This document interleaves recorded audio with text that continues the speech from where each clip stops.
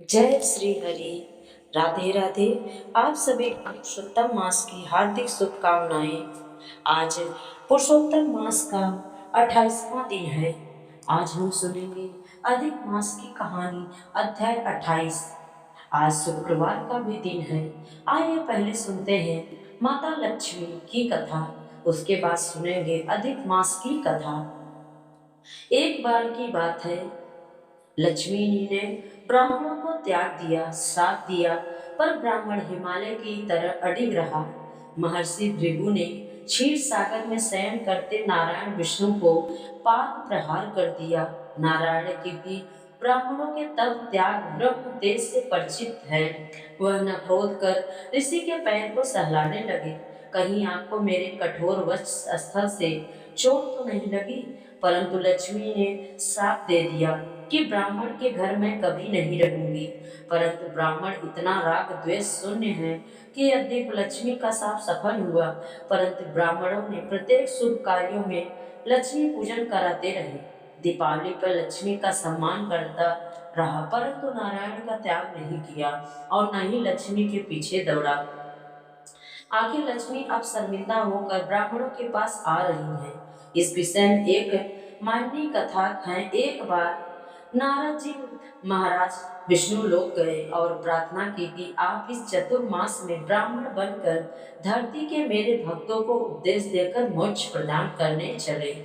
भक्त वत्सल नारायण ने स्वीकृति दे दी। पास में लक्ष्मी जी भी बैठी थी, उनको प्रणाम भी नहीं किया और बीड़ा उठाकर श्रीमन नारायण कहते हुए चल पड़े। लक्ष्मी जी रुष्ट हो गई कि यह तो मेरा अपमान है। लक्ष्मी ने तेवर चढ़ाते हुए देवर्षि से प्रश्न किया कि आपने मेरा अनादर क्यों किया। नारद बोले, हमें तो नारायण से काम है, आपसे कोई मतलब नहीं। लक्ष्मी ने नारद को सबक सिखाने की ठान ली। इधर नारायण वेद लेकर ब्राह्मण बनकर धरती पर निर्धारित स्थान एक अवसायी ग्राम में पहुंचे। नारायण को भी ज्ञान था कि लोग ब्राह्मणों से ही कथा श्रवण में श्रद्धा रखते हैं। नारायण को भी ब्राह्मण बनना पड़ा। शिखा सूत्रा तिलक लगाकर पहुंचे। एक मास की कथा होनी थी। लोगों ने नारद जी से सुना कि स्वयं नारायण ब्राह्मण के रूप में कथा सुनाने आए हैं, अंत में सबको मुक्ति प्रदान करेंगे। अनंत भीड़ उमड़ पड़ी। उधर लक्ष्मी जी ने देखा कि नारद तो सफल हो रहे हैं।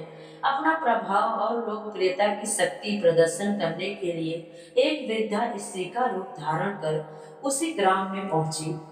देखा सारा गांव सुना पड़ा है, परंतु एक महिला का घर का दरवाजा बंद कर नारायण के सत्संग में जा रही है।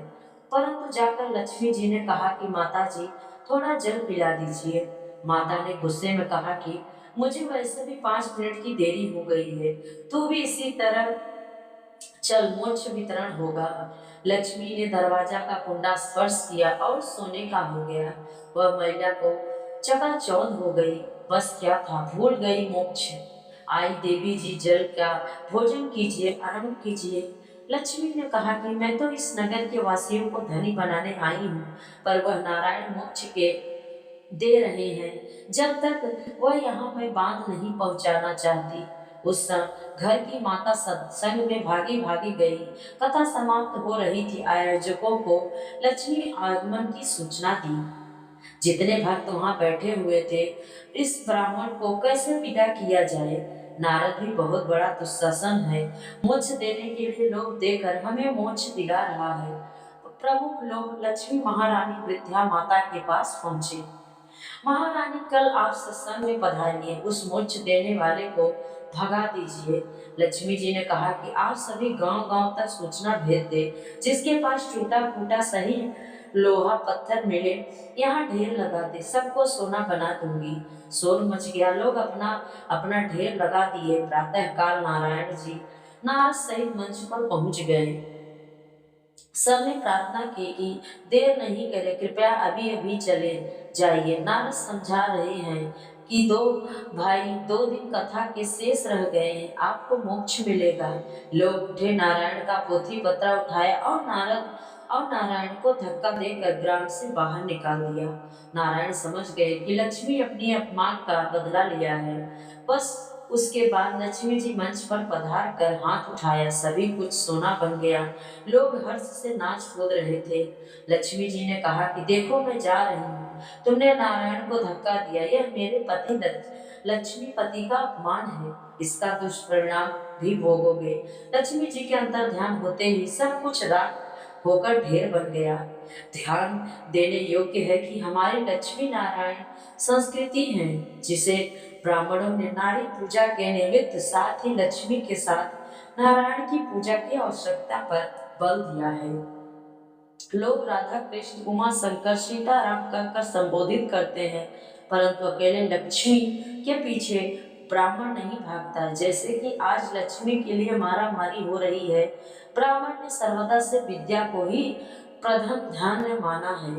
धर्म अर्थ काम मोक्ष चारों को जीवन में महत्व दिया है, जिससे मानव सभ्यता का अद्भुत हुआ।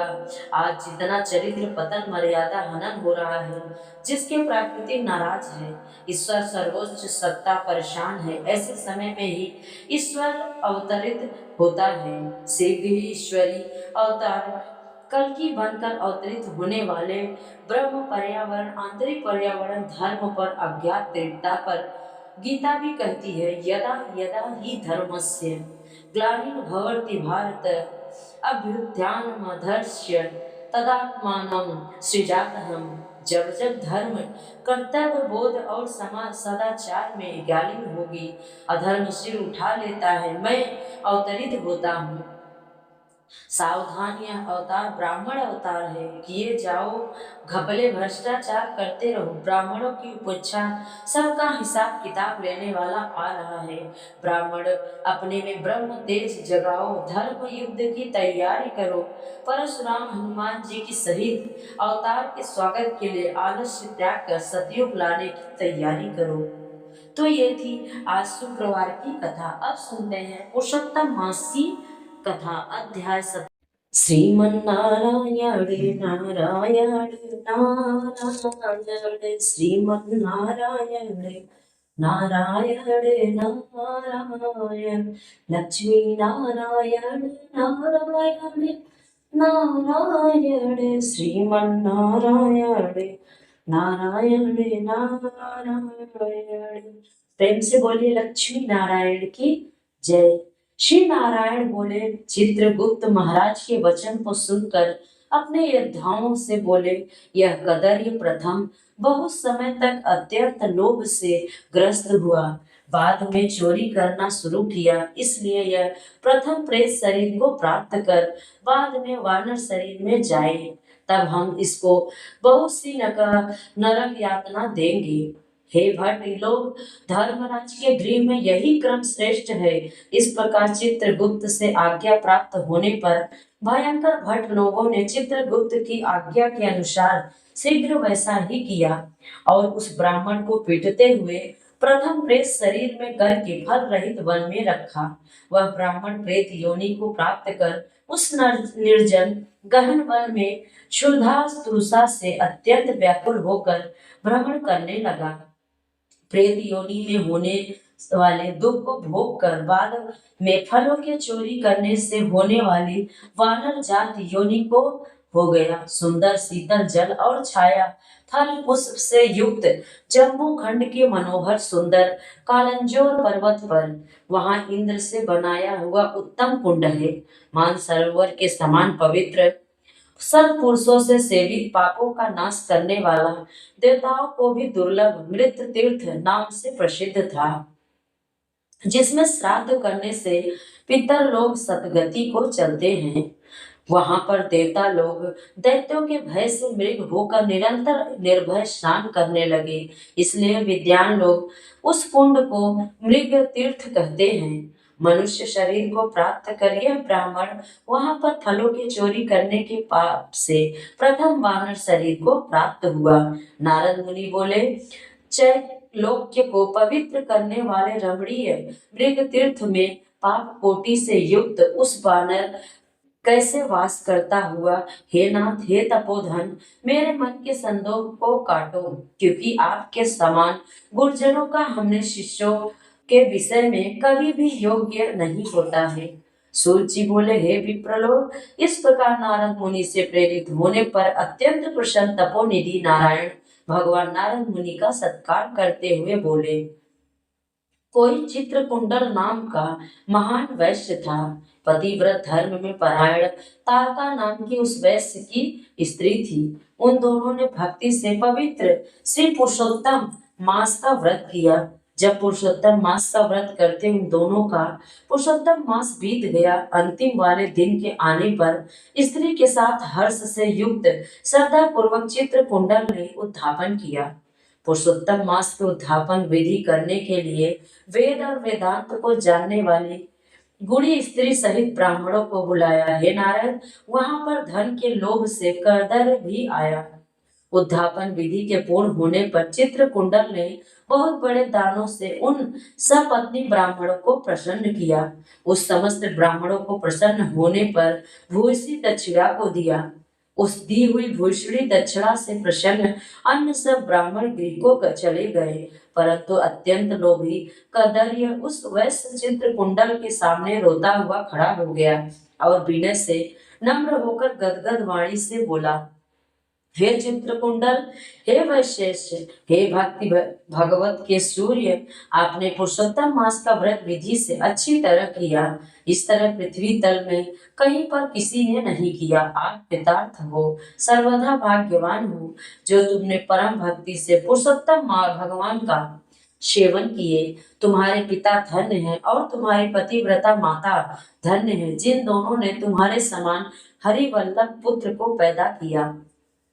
यह पुरुषोत्तम मास धन से भी धन्य है, जिसके सेवन से मनुष्य इस लोक और परलोक के फल को प्राप्त करता है। ये विषामपते, तुम्हारी इस पूजा को देखकर मैं चकित हो गया। तुमने बहुत बड़ा काम किया, इसमें संदेह नहीं है। हर्ष से दूसरे ब्राह्मणों को भी बहुत सा धन दिया है। भूपति, भाग्यहीन मेरे लिए क्यों नहीं देते हो? इस प्रकार कर्दर्य के कहने पर चित्रकुंडल वैश्य ने कर्दर्य को धन दिया। कदर्य ने धन को लेकर प्रसन्नता से उसको जमीन में गाड़ दिया। वहां पर कदर्य ने पुरुषोत्तम की बड़ी पूजा देखी और धन के लोभ से पुरुषोत्तम मास की प्रशंसा की। पूजा के दर्शन महात्म से और पुरुषोत्तम भगवान की स्तुति से धन का लोभ होने पर भी मृत गिर्थ को आया। सूत जी बोले, दर्शन से प्रस्तुति से धन के लोभ करने से भी दुष्ट वानर को उत्तम तीर्थ का सेवन हुआ। हे द्विज लोग, श्रद्धा से आदर पूर्वक पुरुषोत्तम देव के दर्शन और स्तुति में तत्पर सपत्नी के पूर्ण का क्या कहना है?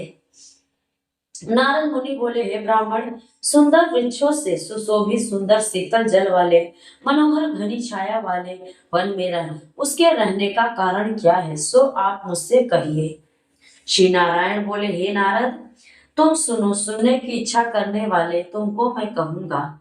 इससे कुछ कारण है जिसके श्रवण से पापों का नाश हो जाता है और सब जब समस्त अर्थ और फलों के दाता दशरथ के पुत्र श्री रामचंद्र जी ने समुद्र में सेतु बांधकर दुष्ट रावण का नाश किया, उन रामचंद्र जी ने विभीषण को छोड़कर बाकी समस्त राक्षसों का वध किया, किसी को नहीं छोड़ा। अग्नि ने परीक्षा कर सीता को ग्रहण किया।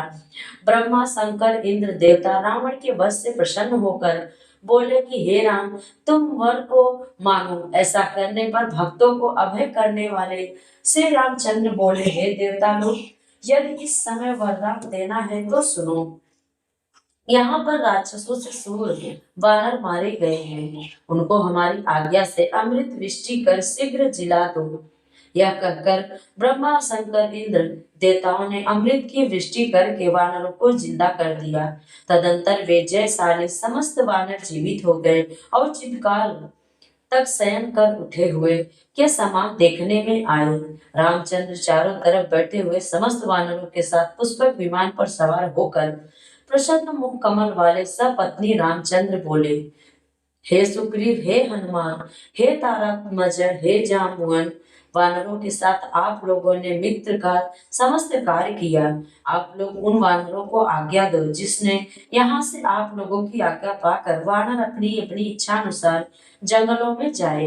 हमारे ये दीर्घजीवी वानर जहाँ वास करे, वहां के वृक्ष पुष्प फल से युक्त हो जाए, नदी मीठे जल वाली हो, शीतल जल वाले सुंदर तालाब हो, इनको कोई भी मना नहीं करे। हमारी आशा ये समस्त वानर जाए। इसलिए रामचंद्र के प्रभाव से जहाँ वानर जाति के लोग वास करते हैं, वहां वन में मीठे जल वाली नदी और सुंदर फल वाले बहुत से वृक्ष हैं। परंतु अदृष्ट से होने वाले पूर्व जन्म के सब दुख जहाँ जहाँ प्राणी निवास करता है, वहां वहां अवश्य जाते हैं, क्योंकि बिना भोगे कर्म का नाश नहीं है, ऐसे वेद की आज्ञा है। श्री नारायण बोले, फिर वहां पर एक लालची वानर पर्वत के समान बढ़ता हुआ भूख प्यास से युक्त पीड़ित वन में विचरण करने लगा। उसके मुख पे पित्त के प्रकोप से पीड़ा उत्पन्न हुई, जो उसका जन्म का रोग था। जिस पीड़ा से मुख के घावों से दिन रात रुधिर बहा करता है, अत्यंत पीड़ा के कारण कुछ भी भोजन नहीं कर सकता था, और वह वानर चंचलता वश वृक्षों से उत्तम फलों को तोड़कर मुख के पास ले जाकर बहुत से फलों को जमीन में गिरा दिया करता था। वहां वानर पीड़ा के कारण कहीं भी एक स्थान पर बैठने में असमर्थ था। एक वृक्ष से दूसरे वृक्ष पर जाता हुआ मृत्यु को सुख देने वाला मानने लगा। किसी समय पृथ्वी पर गिरा पड़ा और अत्यंत दुखित हो विलाप करने लगा। शरीर के टूट जाने से जलहीन मछली के समान तड़पड़ाने लगा, रोदन करने लगा। शिथिल शरीर वाला, गलित मुख वाला और वानर भूख प्यास से पीड़ित हो गया। उसके समस्त दांत मुख रोग से पीड़ित होकर गिर गए। पूर्व जन्म के कृत पाप से इस तरह दुख को प्राप्त हुआ। इस प्रकार के नित्य व्रत निराहार रहते हुए वानर को देव योग से पुरुषोत्तम मास आया। उस पुरुषोत्तम मास में भी उसी प्रकार से तवान आग से पीड़ित रहा। किसी समय बहुल पक्ष में गहन वन में विचार करता हुआ प्यासा वानर कुंड के पास पहुंचने पर भी जलापान करने को समर्थ नहीं हुआ। भूख से युक्त भी चपलता से वहां भी ऊंचे वृक्ष के ऊपर चढ़ गया। एक वृक्ष से दूसरे वृक्ष पर जाते हुए उसके बीच में एक कुंड आ पड़ा। बहुत दिनों से निराहार, शिथिल इंद्रिय और जर्जर शरीर वाला, निर्बल शिथिल प्राण वाला कुंड के तट भाग में आया। इस प्रकार 10वीं तिथि से 4 दिन तक वानर को पुरुषोत्तम मास में उस कुंड में लोटपोट करते बीत गए। 5वें दिन के आने पर मध्याह्न काल में उस तीर्थ में जल से भीगा शरीर वाला वानर प्राण से रहित होकर गिर गया, और उस देह को त्याग कर पापों से रहित होकर तत्काल दिव्य आभूषणों से भूषित दिव्य देह को प्राप्त किया, जो कि नील कमल के दल के समान स्वर्ण वर्ण, करोड़ों कामदेव के समान सुंदर चमकते हुए, रत्नों से जड़ित कीटधारी, सुंदर शोभमान मत्स्य कुंडल वाला, शोभमान पवित्र पीतांबर वस्त्रधारी, कमर में रत्नों से जड़ित मेघला वाला, शोभमान बाजूबंद कंकड़ अंगूठी हार से सुशोभित, नीलकंठ के टेढ़े चिकने बालों से आवृत सुंदर मुख था। उसी समय शीघ्र वहां वैष्णवों से युक्त विमान आया, जिसमें भेरी, मृदंग, पटक, वेणु, बीड़ा का महान शब्द हो रहा है, और वेदांगनाओं का नाच हो रहा है। गंधर्व किन्नर के सुंदर गान हो रहे हैं।